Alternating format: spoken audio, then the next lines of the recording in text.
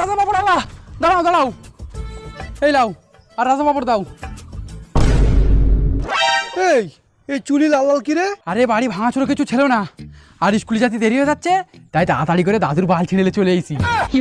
ছি ছি ছি, ধর তো ধর, আমি এলোবো না, বাড়িতে অন্য কিছু চলে আয়। ও কাকু ও কাকু, লাও না, বেশি না, একটা পাঁপড় দিলেও হবে। একবার বলেছি তো লোবো না, কানে শুনতে পাস না? বাড়ি থেকে মাথা চলে আয়। তুই নিবি না তো? তোর ছেলে কিন্তু আগে স্কুলে পড়ে, স্কুলে গিয়ে তোর ছেলের টুনটুনি কেটে নেবো। শালা কোলা পাঁপড়ের জন্য ছেলেটার ভবিষ্যৎ নষ্ট করবো, তার থেকে হ্যাঁ ঝামেলা না করে পাঁপড় দিয়ে বিদায় করি। এই তোর কিছু দিতে হবে না, দাঁড়া আমি তোর ফ্রি পাঁপড় দিচ্ছি।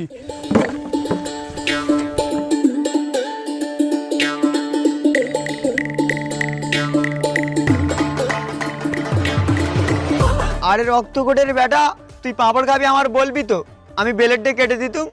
তুই এমন ভাবে ছিঁড়ে নিয়ে আইছিস সে শেকড় সমেত গাছও উপড়ে গেছে।